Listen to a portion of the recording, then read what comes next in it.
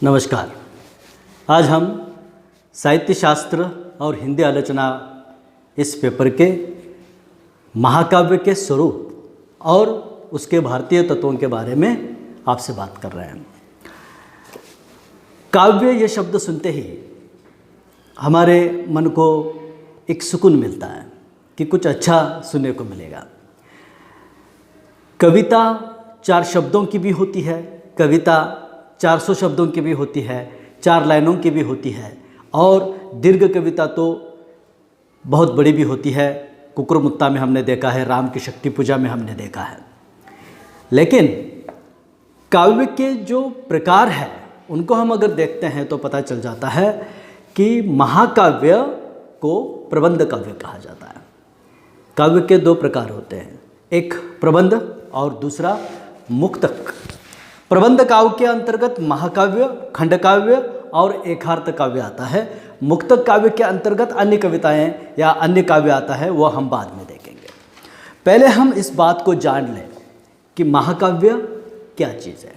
अब देखिए, महा इस शब्द से ही हमें पता चल जाता है कि महा यानी बहुत बड़ा। महाकाव्य अगर दुनिया में ढूंढे जाए या किसी भी भाषा में ढूंढे जाए तो हर भाषा में कोई ना कोई महाकाव्य है। लेकिन भारतीय लोगों को अगर किसी महाकाव्यों के बारे में पता है तो वो 2 महाकाव्य हैं, एक है रामायण और दूसरा है महाभारत। ये दोनों भी काव्य हमारे संस्कृति में, हमारे जीवन के साथ जुड़े हुए हैं। इसलिए उन काव्यों के प्रति, उन काव्यों में चित्रित पात्रों के प्रति हमारी श्रद्धा इतनी गहरी है कि उन पात्रों के खिलाफ कोई कुछ बोले भी तो भी हमारे भावनाओं को ठेस लगती है। ऐसा क्यों हुआ? ऐसा इसलिए होता है कि वे पात्र हमारे संस्कृति से, हमारे भगवान से जुड़े हुए हैं, इसलिए वो काव्य महान है। अब देखिए, महाकाव्य को लेकर हम अगर बात करते हैं तो महाकाव्य में वो सारी चीज़ें आ जाती हैं जो दुनिया में स्थित है या उस काल में स्थित है। महाकाव्य आजकल कोई नहीं लिखता क्योंकि पढ़ने वाले हैं नहीं। लेकिन पहले जो महाकाव्य लिखे हुए हैं उनको पढ़ने के बाद हमें पता चल जाता है कि पूरी जीवनी ही नहीं बल्कि एक युग का चित्रण उसमें मिल जाता है। भले ही वो कविता के स्वरूप में लिखा ही क्यों ना हो, लेकिन खंड वगैरह बनाकर उसको इतना बड़ा बना दिया या इतना बड़ा उसका चित्रण है कि पूरी जीवन ही नहीं, पूरी जीवनी ही उसमें चित्रित रहती है। अब देखिए, भारतीय दृष्टि से महाकाव्य किस तरह होना चाहिए यह हम देखने वाले हैं। पहले बार अगर देखा जाए तो महाकाव्य शब्द का अर्थ हम जान लें। महाकाव्य शब्द महत और काव्य, इन 2 शब्दों के मेल से बना हुआ है। महाकाव्य का अर्थ है महत या बहुत बड़ा या विस्तृत काव्य ग्रंथ अथवा सर्वश्रेष्ठ काव्य। महाकाव्य में महत प्रसंग या घटना का विश्लेषण होता है। महाकाव्य शब्द का सर्वप्रथम प्रयोग वाल्मीकि रामायण के उत्तराकांड में हुआ है और मैं समझता हूँ कि आमतौर पर हम किसी महाकाव्य को अगर जानते हैं तो वो रामायण को ज़्यादा जानते हैं और उसके बाद महाभारत को। रामायण में जिन पात्रों का चरित्र चित्रण हुआ है और महाभारत में जिन पात्रों का चरित्र चित्रण हुआ है वही प्रवृत्तियाँ आज भी कायम हैं, सिर्फ पात्र बदल गए हैं। इस बात की ओर भी हमें देखना चाहिए। अब देखिए, भारतीय दृष्टि से महाकाव्य किसको कहा जाए, इस संदर्भ में कुछ विद्वानों ने अपने अपने विचार रखे हुए हैं। सबसे पहले हम अगर देखेंगे तो आचार्य भामह को देख सकते हैं। आचार्य भामह ने अपने काव्यालंकार ग्रंथ में महाकाव्य के विषय में लिखा है। एक महाकाव्य सर्गबद्ध रचना है। अब सर्ग से क्या मतलब है भाई? सर्ग मतलब आज के भाषा में पार्ट 1, पार्ट 2, पार्ट 3, उसी तरह सर्ग 1, सर्ग 2, सर्ग 3, सर्ग 4 वगैरह। महाकाव्य सर्गबद्ध रचना है, मतलब एक एक सर्ग में ऐसा कुछ चित्रण कि जो आगे की कथा के लिए विकास करता हुआ दिखाई देता है। एक सर्ग के अंत में अगले सर्ग की सूचना भी होती है। महाकाव्य का आकार विस्तृत होता है, मतलब थोड़ा या संक्षेप, शॉर्ट, ऐसा कुछ नहीं। महाकाव्य में बहुत कुछ लिखा जाता है, यहाँ तक कि मैं समझता हूँ कि पेड़ पौधों से लेकर पंछी प्राणी तक सभी का चित्रण उसमें रहता है। महाकाव्य में महानता होती है। अब देखिए, महाकाव्य किसी उद्देश्य के साथ लिखा जाता है। उसकी शुरुआत, उसका मध्य, उसका अंत और उसका जो उद्देश्य है, जिस उद्देश्य की ओर महाकाव्य पहले से चलता है, वो सब उसमें होता है। मतलब किसी महान उद्देश्य को लेकर ही महाकाव्य लिखा जाता है। महाकाव्य का कथानक उदात्त होना चाहिए। उसकी जो कथा वस्तु होती है वो उदात्त होनी चाहिए, मतलब उससे पढ़ने वाले को और सुनने वाले को ऐसा कुछ मिलना चाहिए कि जिससे उसके जीवन का रास्ता ठीक हो जाए। महाकाव्य में उदात्त चरित्र वाले किसी महान पुरुष का नायक के रूप में वर्णन होता है। अब देखिए, किसी भी कथा वस्तु को हम अगर लेते हैं तो उसमें नायक तो होता ही है, लेकिन नायक किस तरह होना चाहिए? वो उदात्त स्वरूप होना चाहिए, वो आदर्श होना चाहिए। महाकाव्य का, भारतीय महाकाव्य का यह तत्व ही है कि नायक जो होता है वो बहुत ही उदात्त होना चाहिए, आदर्श होना चाहिए। महाकाव्य में नाटकीय संधियों का निर्वाह होना चाहिए, मतलब उस कथा वस्तु में ऐसे कुछ प्रसंग होने चाहिए कि पाठक या श्रोता उसे पढ़े या सुने तो उसकी उत्सुकता बढ़नी चाहिए कि आगे क्या होता है। क्योंकि कथा वस्तु को अगर आगे बढ़ाना हो तो नाटकीयता होना ज़्यादा जरूरी होता है, तभी कोई प्रेक्षक उसे देख सकता है, कभी कोई श्रोता उसे सुन सकता है या कोई पाठक उसे पढ़ सकता है। धर्म, अर्थ, काम, मोक्ष में से किसी एक फल की प्राप्ति को दिखलाना चाहिए। अब देखिए, धर्म, कर्म, अर्थ, काम और मोक्ष में से किसी एक फल की प्राप्ति को उसमें दिखलाना चाहिए। महाकाव्य में एक प्रधान रस हो, साथ ही अन्य रसों का भी वर्णन हो। हम जानते हैं कि भरत मुनि के अनुसार 8 रस, बाद में 9 रस हो गए और भक्तिकाल के आधार पर 2 रस और जुड़ गए, 11 रस हो गए।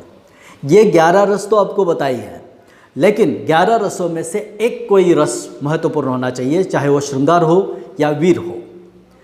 लेकिन उस प्रमुख रस के साथ साथ बाकी रस भी आने चाहिए, ऐसा भामह कहते हैं। महाकाव्य में नायक की विजय दिखलानी चाहिए। अब देखिए, जहाँ कहीं भी भारतीय कथा वस्तु में नायक की बात आती है तो हर हाल में वो जीतता ही है। आज भी हम छोटी छोटी कहानियों में या फिल्मों में देखते हैं तो नायक तो जीतता ही है। उसी तरह महाकाव्य में अनेक प्रसंगों के बाद, अनेक तकलीफ़ों के बाद, संघर्ष के बाद नायक का विजय निश्चित करना चाहिए, ये भामह जी कहते हैं। महाकाव्य में दरबार, वातावरण, दूतों का योग, युद्ध का अभियान, बाह्य संघर्ष, सूर्य, चंद्र, नदी आदि का वर्णन होना चाहिए। मतलब प्रकृति में, कायनात में जितनी भी चीज़ें हैं या बदलते हुए वातावरण का भी चित्रण उसमें होना चाहिए। उन सारी चीज़ों को जो उस समय में स्थित है या उस समय में स्थित थे, वो सभी का वर्णन उसमें होना चाहिए। महाकाव्य में अलंकार युक्त अग्रामीण भाषा का प्रयोग हो, मतलब शुद्ध भाषा का प्रयोग होना चाहिए, ताकि जो भी उसे पढ़े तो उसके समझ में आ जाना चाहिए। प्रांतीय भाषा या अन्य भाषा में लिखा गया हो तो पढ़ने में थोड़ी सी दिक्कत आ जाती है। ये बात और है कि ऐसा करने से वास्तवता से वो मेल ज़्यादा खाता है, लेकिन पढ़ने वाले उस बात को उतनी ताकत के साथ नहीं समझ पाते। इसके बाद आचार्य दंडी के विचार हम देखेंगे। भामह के बाद आचार्य दंडी ने अपने काव्यादर्श नामक ग्रंथ में महाकाव्य के बारे में लिखा है। आचार्य भामह ने काव्यालंकार में लिखा है और आचार्य दंडी ने काव्यादर्श में लिखा हुआ है। दंडी जी कहते हैं, महाकाव्य का कथानक ऐतिहासिक होना अपेक्षित है। जिस किसी पर महाकाव्य आप लिखना चाह रहे हो उसका कथानक ऐतिहासिक होना चाहिए। नायक उदात्त एवं चतुर होना चाहिए। नायक उदात्त एवं चतुर होना चाहिए और साथ ही वो शूर भी होना चाहिए। धर्म, अर्थ, काम, मोक्ष आदि में से किसी एक फल की प्राप्ति को दिखलाना आवश्यक है। इन 4 जैसे धर्म, अर्थ, काम, मोक्ष आदि में से किसी एक फल की प्राप्ति को दिखलाना आवश्यक है। मतलब कहने का यह है कि आचार्य भाम और दंडी एक ही बात यहाँ मानते हैं। महाकाव्य की भाषा अलंकार युक्त हो, महाकाव्य की भाषा अलंकार युक्त होने के कारण पढ़ने में पाठक को रुचि उत्पन्न होती है और सुनने में भी श्रोताओं को रुचि उत्पन्न होती है, इसलिए वो अलंकार युक्त हो तो और अच्छा लगेगा। महाकाव्य का आकार बड़ा होना चाहिए। कोई छोटा सा या प्रसंग या किसी राजा की छोटी सी बात को लेकर महाकाव्य नहीं लिखा जाता। महाकाव्य लिखने के लिए उस राजा की या उस ऐतिहासिक पुरुष की कुछ बातें ऐसी होनी चाहिए जो औरों से अलग हो, जिसमें शौर्य खास करके प्रमुखता से होना चाहिए, या फिर श्रृंगार रस का भी प्रमुखता से होना जरूरी है। किसी छोटी चीज़ पर महाकाव्य नहीं लिखा जाता। किसी राजा की ऐसी जीवनी जो अनेक संघर्षों के बाद उसने विजय प्राप्त की हो, ऐसा कुछ महाकाव्य चाहता है। सर्ग और छंदों पर विशेष ध्यान हो, मतलब एक ही कहानी शुरू से आगे तक चल रही है और कहीं रुक भी नहीं रही है, तो पढ़ने वाले पाठक या सुनने वाले श्रोता बोर हो जाएंगे। इसलिए वो सर्गबद्ध रचना होनी चाहिए, एक सर्ग के बाद दूसरा, दूसरा के बाद तीसरा, वगैरह वगैरह।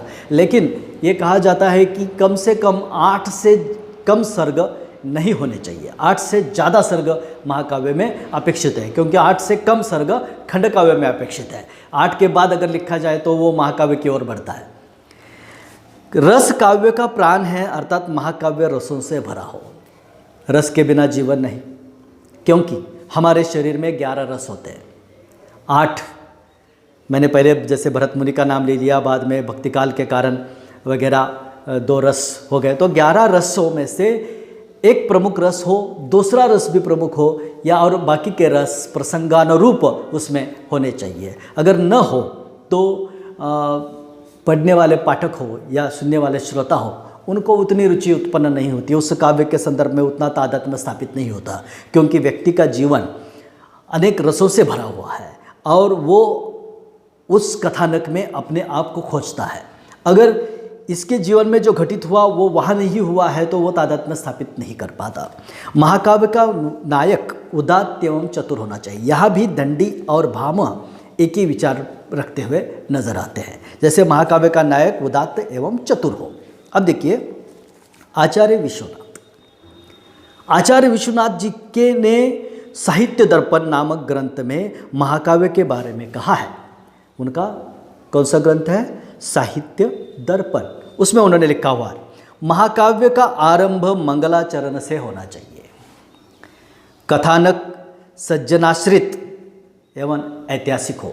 सज्जनाश्रित मतलब क्या? जो नायक है वो सज्जन होना चाहिए, वो महान होना चाहिए, वो आदर्श होना चाहिए, वो एक ऐसा व्यक्ति होना चाहिए कि जिसको देखकर आगे की पीढ़ियाँ उसके उदाहरण के साथ जिएं या उसके जैसा जीने की कोशिश करें, इस तरह का होना चाहिए।